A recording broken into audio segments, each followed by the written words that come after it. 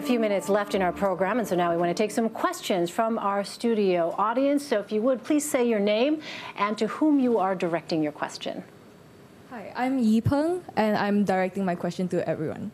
So my question is, what do you think people who can't vote, such as green card holders and international students, do in this political climate as we are affected by this situation? Do you want to start off, Amani? Get active, definitely. I think that the hope that we're all working towards right now is that a human being's value isn't dependent on their documents or their legal status and whatnot. Every human being in the United States of America should have a voice and should feel entitled to using that voice. And I think that right now, more than anything, we're going to find our emancipation in grassroots activism. Like, it's going to come down to the people to create the change that they need to see in the world. Ashley, do you want to weigh in? Well, I think that one thing that President Trump has done is more of a merit-based immigration system. Listen, for the past generations, people went through Ellis Island. Family members have died on Ellis Island to get their other family member to the United States. This has been an issue. This is nothing new. And I think the point is putting America first and citizens of all faith, protecting them and giving them the ability to afford their families first, and still being open and welcoming diversity of the world. But let's know exactly who is in our country so that we can keep our country safe. All right. Thank you for your question. Who else has a question? Hi, this is directed toward everyone. I have a question specifically about the LGBTQI+ community. Being a member of the LGBTQ community, I feel that President Trump has repeatedly been verbally abusive in some cases, and he took down the LGBTQ support system on the website, and, you know, with the Transgender Discrimination Act being repealed. I feel that marginalized communities such as these, I was wondering what could be done to help support these communities and to get President Trump to understand some of these more complex issues within these communities.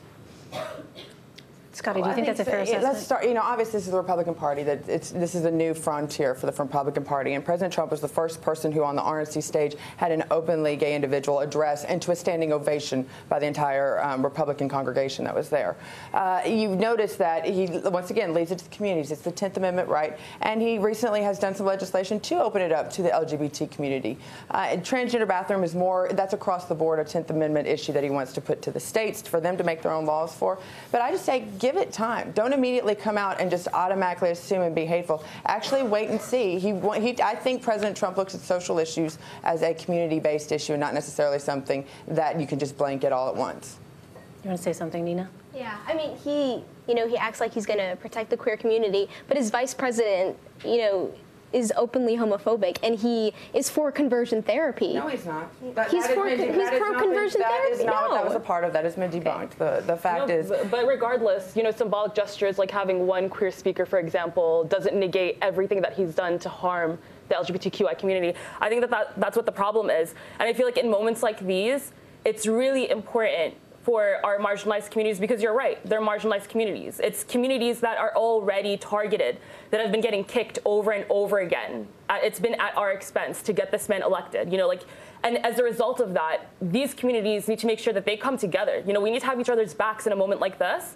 And also for us to call upon our allies to stand up for us, because it shouldn't fall on our shoulders. Like, we shouldn't have to be the ones in the face of this to have to reaffirm our humanity over and over again. It should be members of our country that are on the more privileged side of things to call their people in, to be the ones to check other people and remind them, that we need to hold down the line of what is acceptable as a society right now. And there's so many people who say, oh, they have the right to get married now.